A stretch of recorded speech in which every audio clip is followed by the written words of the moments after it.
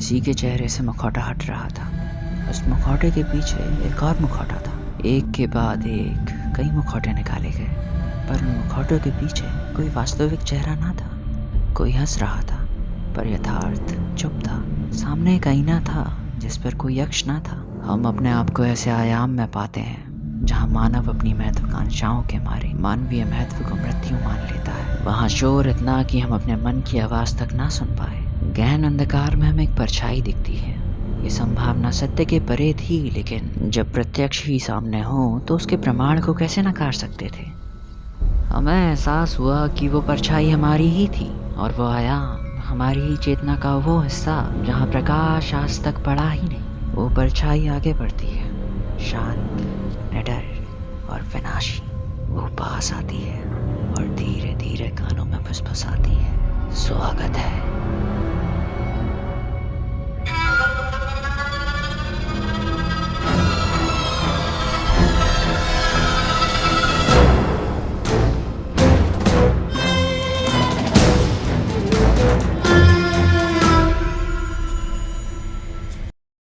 संभावनाएं, इनके अनुसार कोई भी कुछ भी हो सकता है। तो आज हम अपनी उसी संभावना से मिल रहे हैं जिसके अनुसार हम हो तो सकते थे पर नहीं हुए।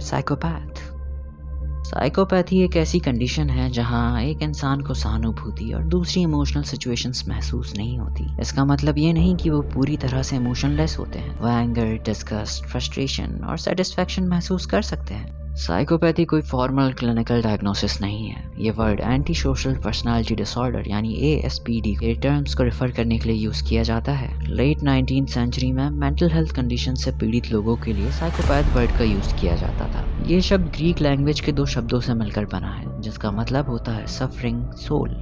ASPD दूसरों के अधिकारों, जरूरतों और इमोशंस के प्रति उदासीनता का एक पैटर्न है जो अक्सर इम्पल्सिविटी और लैक ऑफ रिमोर्स की टेंडेंसी के साथ जुड़ा होता है। एक पर्सनालिटी डिसऑर्डर एक life long mental health condition है जो कि हमारे और दूसरों के प्रति हमारे व्यवहार और भावनाओं को प्रभावित करता है। तुम कैसे सोचते हो, महसूस करते हो, दूसरों के साथ कैसे बात करते हो, और तुम्हारी जिंदगी के दूसरे पहलू भी इससे अफेक्ट होते हैं। पर्सनालिटी डिसऑर्डर का एग्जैक्ट कारण तो आज तक पता नहीं चल पाया, ठीक तुम्हारी लव लाइफ की तरह।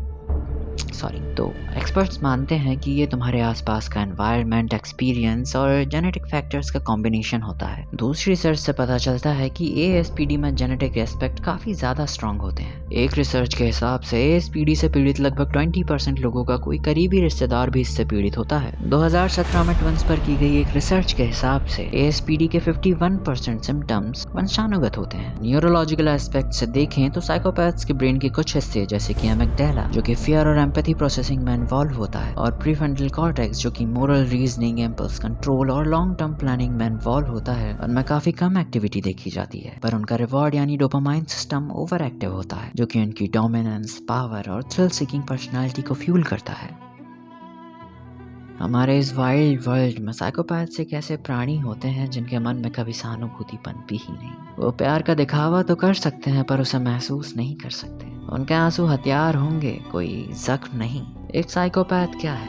केवल हत्यारा तो नहीं, ना ही परछाइयों में छुपा हुआ कोई दानव। कभी कभी वो तुमसे मुस्कुराकर बात कर रहे होंगे, तुम्हारे साथ बैठकर खाना खा रहे होंगे, पर उनकी पहचान उनके कामों से नहीं होती है बल्कि उनकी कमियों से होती है। इस बात से होती है कि वो क्या महसूस नहीं कर सकते। सोचो कि एक बच्चा जो कि बगीचे में पैदा होता है, वो उन रंग बिरंगे फूलों को तो देख सकता है पर उनकी सुगंध नहीं ले सकता। You do not feel the guilt, not shiver before the pain of another. But he is not stupid. He is a brilliant actor, reciting the lines of humanity without understanding the play. Psychopaths highly manipulative होते हैं। वो काफ़ी charismatic और confident appear होते हैं, जिससे वो किसी का भी ट्रस्ट आराम से जीत सकते हैं। वो बहुत आसानी से झूठ बोल लेते हैं। वो कब सोच को सच से मिला दें पता ही नहीं चलता, और सामने वाला उनकी बातें मानने पर मजबूर हो जाता है। बेचारा करे भी तो क्या करे। वो काफ़ी बारीकी से दूसरों की इनसिक्योरिटीज और डिजायर्स को ऑब्जर्व करते हैं ताकि उनका फायदा उठा सके या फिर मैनिपुलेट कर सके, और पकड़े गए तो विक्टिम कार्ड खेलने में भी माहिर होते हैं। किसी कहानी को आगे बढ़ाने का सबसे बेहतर तरीका होता है कि उसमें नए कैरेक्टर्स को ऐड कर दिया जाए, और वो इस बात से बखूबी वाकिफ हैं। वो किसी तीसरे को इन्वॉल्व करके राइवलरी और जेलसी क्रिएट करते हैं, जिससे तुम्हारा बैलेंस बिगड़ जाता है, तुम किसी एक पर फोकस नहीं कर पाते। उनका हर एक मूव कैलकुलेटेड होता है और रिजल्ट वो आराम से बचकर निकल जाते हैं। अंडर प्रेशर रहते हुए भी वो काफी ज्यादा शांत होते हैं, जो उन्हें डेडली इफेक्टिव मैनिपुलेटर बनाती है। ना शर्म ना पछतावा, सिर्फ कोल्ड एंड कैलकुलेटेड स्ट्रेटजी। बुद्धिमत्ता कई मुखौटे पहनती है, पर उनमें से सबसे जानलेवा वो होता है जो तुम्हारी तरह दिखता है। वो भी मुखौटे पहनते हैं, समाज से छिपने के लिए नहीं, बल्कि उसके रंग में रंगने के लिए, उसे लुभाने के लिए, उस पर सत्ता के लिए। बंडी, कैसी, रेडर, इन सभी ने इस मुखौटे को बखूबी पहना। पर्दा उठते ही वो सभी मुस्कुराए, सभी से बातें की, बच्चों को अपनी गोद में लिया, पर पर्दा गिरते ही उनकी लाशों को दफना भी दिया। क्या कोई बुरा हो सकता है अगर वो बुराई महसूस ही नहीं कर सकता?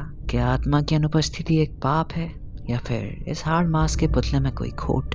साइकोपैथ्स जानते हैं कि क्या सही है, यहाँ तक कि वो तुम्हें सिखा भी सकते हैं, पर वो एक बच्चे के रोने या फिर उसे खोने पर एक माँ के सीने का दर्द कभी महसूस नहीं कर सकते। नैतिकता उनके लिए दिल से निकली हुई कोई धुन नहीं होती, बल्कि एक सौदा होता है, लागत और लाभ का एक विश्लेषण। हर शैतान खून में सना हुआ नहीं होता मेरे दोस्त। कुछ शूट्स पहनते हैं, बड़ी बड़ी कंपनियां चलाते हैं, पार्लियामेंट्स में बैठे हुए स्पीचेस दे रहे होते हैं। इस बात को समझो बाबू मोशाय कि हर गंगाधर शक्तिमान नहीं होता, वो सिर्फ गंगाधर होता है। हाँ, यहाँ बिना जुर्म किए साइकोपैथ्स भी होते हैं, जो बड़ी बड़ी कॉर्पोरेट कंपनीज में टॉप पर होते हैं। वो बिना पछतावे के अपने डिसीजंस लेते हैं, सैकड़ों एम्प्लॉयज को बिना बताए निकाल देते हैं, और देश के देश जलाकर सिर्फ मुस्कुराते हैं। क्या वो बुरे होते हैं, या फिर बस अपने काम में माहिर होते हैं? फिर सवाल ये आता है कि क्या हमारा समाज उन्हीं लोगों के द्वारा बनाया गया है? वो कुछ महसूस नहीं कर सकते, इसलिए उनमें डर नहीं है। तो हम पूजा किसकी करें, मुखौटे की या फिर उस मर्द की? वो तुम्हारे मन का हिस्सा ही तो है, छोटा या बड़ा, जो प्यार और आत्मसत्ता के साथ खिलवाड़ करता है। एक हिस्सा जो मछली को मगरमच्छ से बचाने के लिए उसे पानी से ही बाहर निकाल देगा।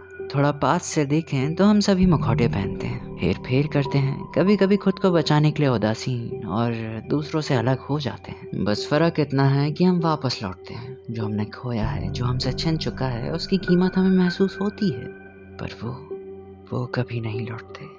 वो ऐसी बंजर दुनिया में फंस चुके होते हैं जहाँ कोई आईना नहीं होता, और जब कोई आईना नहीं होता तो वो उन मुखौटों में खोए हुए अपने चेहरे को नहीं ढूंढ पाते। जब वो नहीं ढूंढ पाते तो उनके कर्म भी उनके मुखौटों की तरह हो जाते हैं। वो मुस्कुराते हैं, एकदम सटीक, परफेक्ट।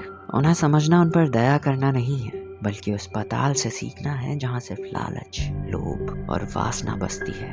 वो बुद्धिमत्ता नहीं होती जो हमें उनसे अलग करती है, वो होती है सहानुभूति।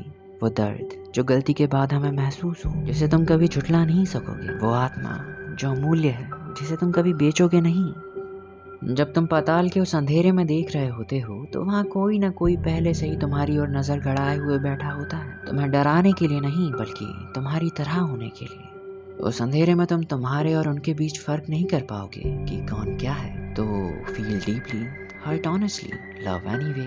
It is the only proof you are still human, isn't it?